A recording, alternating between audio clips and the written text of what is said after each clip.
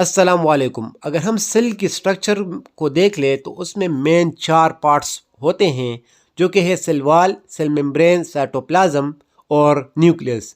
आज हम न्यूक्लियस को डिस्कस करेंगे। आपको पता है कि सेल के अंदर न्यूक्लियस मोस्ट इम्पॉर्टेंट स्ट्रक्चर हैं, तो लिहाजा न्यूक्लियस के जितने भी कॉन्सेप्ट है वो आपको सही तरीके से समझना है।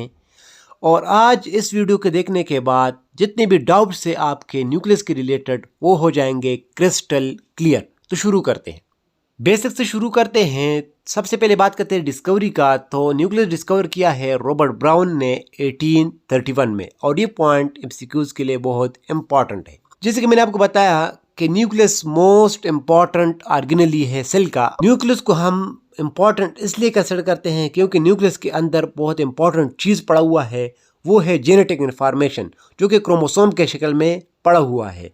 और ये जेनेटिक इन्फॉर्मेशन जो है या ये क्रोमोसोम जो है वो जितनी भी एक्टिविटीज़ है उसको कंट्रोल करता है। कैसे, मैं आपको एक मिसाल देता हूँ।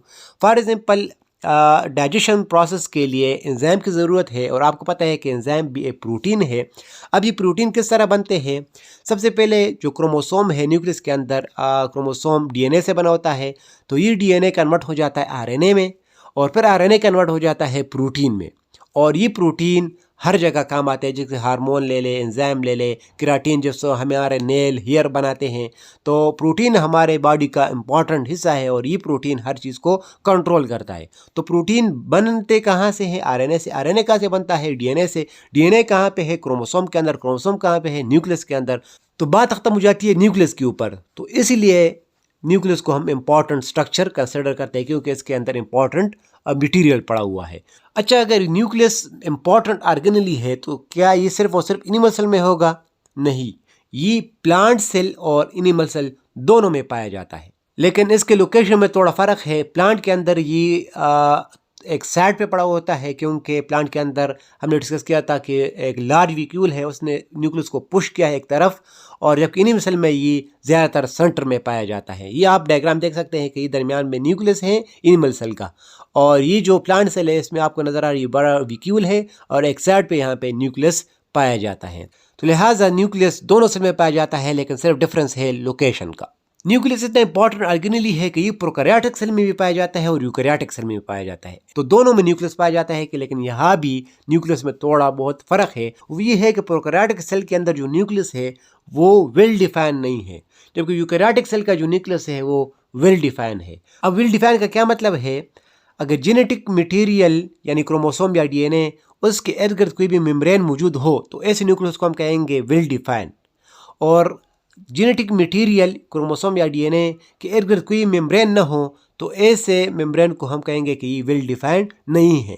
यहाँ आप डायग्राम में देख सकते हैं कि ये एनिमल सेल है का न्यूक्लियस है, जो आपको एक मेम्ब्रेन नज़र आ रहा है, जबकि ये बैक्टीरिया का सेल है, इसके अंदर ये आपको जो धागा नज़र आ रहा है ये डीएनए है, इसके इर्द गिर्द कोई भी मेम्ब्रेन नहीं है, और आप देख सकते हैं कि साइटोप्लाज्म के अंदर फैला हुआ है। सो प्रोकैरियोटिक सेल का जो न्यूक्लियस है वो वेल डिफाइन नहीं है, तो इसको फिर हम एक अलग नाम देते हैं। हम नहीं देते, साइंटिस्ट ने दिया है, वो है न्यूक्लियाइड।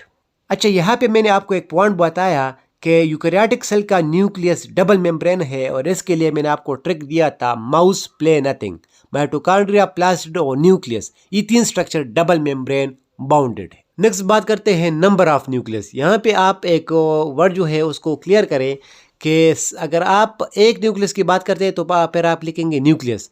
अगर आप ज़्यादा न्यूक्लियस की बात करते हैं यानी प्लूरल लफ्ज़ इस्तेमाल करते हैं, तो फिर आप इस्तेमाल करेंगे न्यूक्लियाई। तो ज़्यादातर जो सेल है उसके अंदर एक ही न्यूक्लियस होता है, तो ऐसे सेल को हम कहेंगे यूनी न्यूक्लिएट। यूनी का मतलब यूनिट यानी 1 से निकला है, और ये ज़्यादातर पाए जाते हैं। कुछ ऐसे सेल भी है उसके अंदर 2 न्यूक्लियस होते हैं, तो इसको हम कहेंगे बाई न्यूक्लिएट। बाई का मतलब है 2। इसके अलावा अगर एक सेल के अंदर ज़्यादा न्यूक्लियस है तो उसको हम कहेंगे पोली न्यूक्लिएट। पोली का मतलब है मेनी। तो ये 3 जो टर्म्स है जो आपको याद रखने हैं। इसके अलावा कुछ और पॉइंट मैं बताता हूँ इंटरेस्टिंग, अगर आपके जहन में रहे तो अच्छी बात है। जो न्यूक्लियस है वो स्लाइटली डार्कर है साइटोप्लाज्म से, क्योंकि न्यूक्लियस के अंदर जेनेटिक मटेरियल है वो ज़रा डार्कर कलर दे देता है न्यूक्लियस को। इसके अलावा न्यूक्लियस मोस्ट इंपॉर्टेंट और मोस्ट विजिबल पार्ट है सेल का। अगर माइक्रोस्कोप के अंदर देखेंगे तो ये आसानी से आपको नज़र आएगा। इसके अलावा इसका जो साइज़ है वो 10 माइक्रोमीटर है, और ये सेल का तकरीबन 10% वॉल्यूम ऑक्यूपाई करता है। नेक्स्ट, अगर हम न्यूक्लियस के स्ट्रक्चर और कंपोनेंट्स की बात कर ले कि न्यूक्लियस के अंदर कौन कौन से कंपोनेंट्स पाए जाते हैं, तो वो 5 है। Nuclear envelope, nuclear pores, nucleoplasm, nucleolus और क्रोमोसोम्स। इसको डिस्कस करते हैं। सबसे पहले बात करते हैं न्यूक्लियर एनवेलप का। अभी हमने पढ़ा कि न्यूक्लियस डबल मेम्ब्रेन बाउंडेड है, तो इसी दोनों मेम्ब्रेन को हम एक साथ न्यूक्लियर एनवेलप कहते हैं। यहाँ पे मोस्ट इंपॉर्टेंट पॉइंट ये है कि जो आउटर मेम्ब्रेन है न्यूक्लियस का, वो फिर कंटिन्यू है एंडोप्लाज्मिक रेटिकुलम के साथ, और अंदर वाला जो मेम्ब्रेन है उसने जो न्यूक्लियस के अंदर जितने भी कंटेंट है उसको इनक्लोज किया हुआ है। यहाँ आप डायग्राम में देख सकते हैं, एक मेम्ब्रेन आपको ये नज़र आ रहा है, ये ऊपर वाला येलो कलर में, और ये नीचे आपको एक वायलेट कलर सा नज़र आ रहा है, ये डबल मेम्ब्रेन है। ऊपर वाले मेम्ब्रेन में आप देख सकते हैं कि यहाँ पे ये आगे की तरफ गया है, तो ये एक नया स्ट्रक्चर मेम्ब्रेन बनाए हैं। ये आपने पढ़ा होगा, ये एंडोप्लाज्मिक रेटिकुलम है। तो लिहाजा ये मोस्ट इंपॉर्टेंट एमसीक्यू यहाँ से आता है कि आउटर मेम्ब्रेन जो न्यूक्लियस का है वो किसके साथ कंटिन्यू है, तो एंडोप्लाज्मिक रेटिकुलम के साथ। जब हम एंडोप्लाज्मिक रेटिकुलम को डिस्कस कर रहे थे तो वहाँ पे हमने ये पॉइंट पढ़ा था कि एंडोप्लाज्मिक रेटिकुलम जो है वो अटैच है न्यूक्लियस के साथ। यहाँ भी आपको ये पॉइंट क्लियर हो रहा है। सेकंड नंबर पॉइंट है न्यूक्लियर पोर्स का। तो आप देख सकते हैं कि ये जो आउटर मेम्ब्रेन है ये कंटिन्यूस नहीं है, ये एक जगह पे आके फिर ब्रेक हो रहा है, फिर शुरू हो रहा है, फिर ब्रेक हो रहा है। तो जिस पॉइंट में ये ब्रेक हो रहा है तो दरमियान में आपको कुछ सुराख नज़र आ रहा है, कुछ पोर्स नज़र आ रहा है। तो इन पोर्स को हम कहेंगे न्यूक्लियर पोर्स, और इसका काम है कि साइटोप्लाज्म और न्यूक्लियस के दरमियान मटेरियल का एक्सचेंज होना। आपको पता है कि अंदर डीएनए है, डीएनए से आरएनए बनता है, तो आरएनए अंदर बनेगा, फिर बाहर निकलेगा, तो ये न्यूक्लियर पोर्स से निकलेगा। इसके अलावा इस आरएनए से प्रोटीन बनता है, वो साइटोप्लाज्म में बनता है, और वो प्रोटीन जो है या वो एंजाइम है वो न्यूक्लियस के अंदर भी ज़रूरत होती है, तो बाहर से वो प्रोटीन वो एंजाइम इसी सुराख न्यूक्लियर पोर्स के ज़रिए अंदर जाएगा।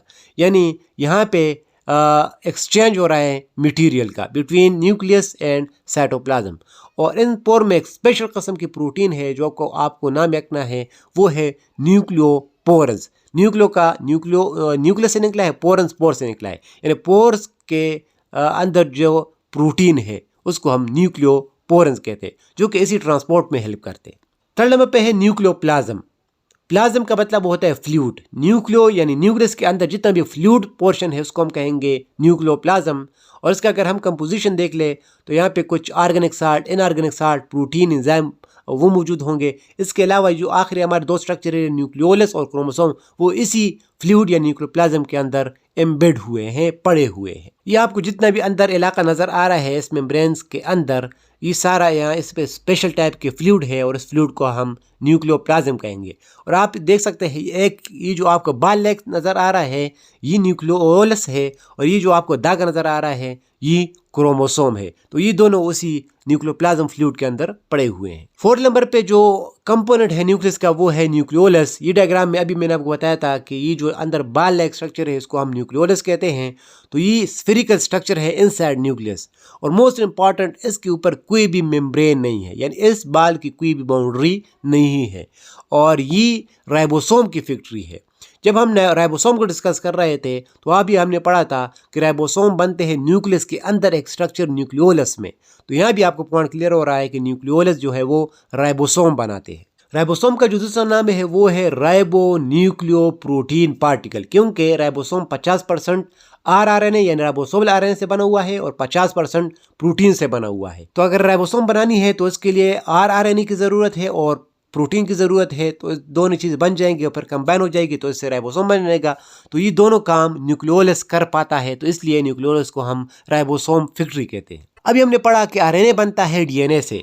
न्यूक्लियोलस के अंदर एक स्पेशल किस्म का डीएनए है जिसको हम कहते हैं आरडीएनए यानी राइबोसोमल डीएनए।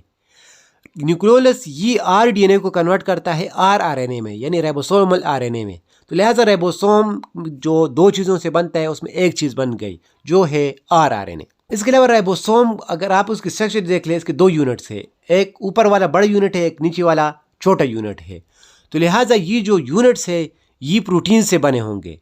तो इसके लिए न्यूक्लियोलस क्या करता है कि इस प्रोटीन के प्रिकर्सर बनाते हैं। प्रिकर्सर का मतलब है कि ये पूरा स्ट्रक्चर नहीं बनाते, लेकिन ये स्ट्रक्चर जिस चीज़ से बनता है वो चीज़ें पहले से बना देता है प्रोटीन से। तो लिहाजा आरआरएनए बना और ये जो सब यूनिट है उसका प्रिकर्सर बना, और ये दोनों चीज़ यानी राइबोसोम की जो असेंबली है वो न्यूक्लियोलस तैयार कर लेता है, फिर इसको भेज देता है बाहर की तरफ, और वहाँ पे ये दोनों कंबाइन हो जाते हैं आरआरएनए और प्रोटीन, और इसे बन जाता है राइबोसोम।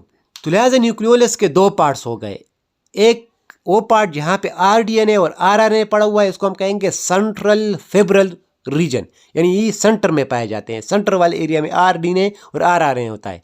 और इसके अलावा एक रीजन में जो आउटसाइड बाहर वाली रीजन है वहाँ पे प्रोटीन का जो प्रिकर्सर है सब यूनिट का वो पड़े होंगे, उसको हम कहेंगे आउटर ग्रेनुलर रीजन। आखिरी पार्ट है क्रोमोसोम, इसको डिस्कस करते हैं न्यूक्लियस के हिसाब से, इसके ऊपर अलग अलग चैप्टर है उसको फिर डिस्कस करेंगे। सबसे पहले आपको पता होना चाहिए कि क्रोमोसोम और क्रोमेटिन मटेरियल में क्या फ़र्क है।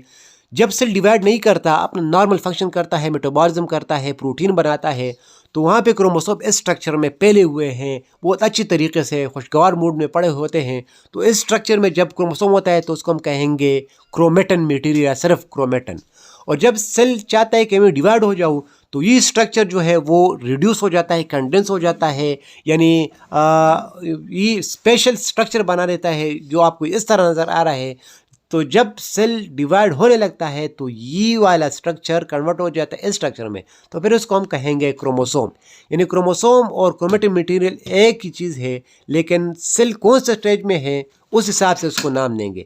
तो हम कहेंगे कि क्रोमोसोम मोर कंडेंस फॉर्म है और ज़्यादा विजिबल है। अगर इस क्रोमोसोम के स्ट्रक्चर में देख ले तो ये कुछ आम तो आपको नज़र आ रहा है, इसको हम क्रोमेटिड कहते हैं, और यहाँ पे एक जो आम जहाँ पे मिले है सेंटर पॉइंट, इसको हम कहेंगे सेंट्रोमियर, और इसका काम है कि स्पेंडल फाइबर को अटैच करना। जब सेल डिवाइड होता है तो यहाँ पे धागे अटैच हो जाएंगे और उसको अपोजिट साइड में पुल करते हैं और एक दूसरे से अलग हो जाता है। तो लिहाजा सेंट्रोमियर जो पॉइंट है यहाँ पे स्पेंडल फाइबर अटैच होते हैं। मोस्ट इंपॉर्टेंट क्रोमोसोम डीएनए और प्रोटीन से बना होता है, और उस प्रोटीन का स्पेशल नाम है जिसको हम कहेंगे हिस्टोन प्रोटीन।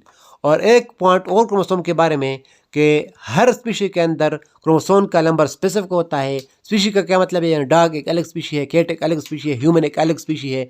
तो स्पीशी चेंज होगी तो इस हिसाब से क्रोमोसोम नंबर चेंज होगा। यहाँ पे एक टेबल है, मैन के अंदर 46 है, इसके अलावा फ्रॉग के अंदर 26 है, और ये टेबल आप यहाँ से देख सकते हैं। इसके अलावा डिप्लॉइड सेल और हैप्लॉइड सेल, ऐसा सेल जिसके अंदर क्रोमोसोम की तादाद मुकम्मल हो, फुल हो, ऐसे सेल को हम डिप्लॉइड सेल कहेंगे, और इसको हम जाहिर करेंगे 2n से।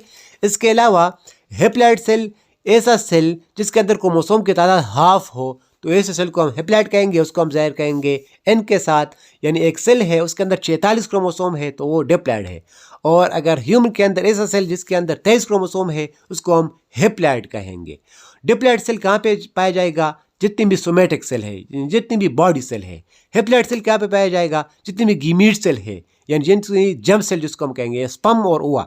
स्पर्म में 23 क्रोमोसोम है और ओवा में भी 23 क्रोमोसोम है। इसके अलावा जितनी भी सेल है उसके अंदर 46 क्रोमोसोम है, और ये स्पर्म के अंदर 23 क्रोमोसोम, ओवा के अंदर 23 क्रोमोसोम जब मिल जाएंगे, फर्टिलाइजेशन होगा तो उससे फिर 46 क्रोमोसोम वाला सेल बन जाएगा। तो ये सारा कुछ कॉन्सेप्ट था न्यूक्लियस के बारे में, इसका कितने कंपोनेंट्स है उसको हमने डिस्कस किया। उम्मीद है आपका कॉन्सेप्ट क्लियर हुआ होगा। अल्लाह हाफिज़।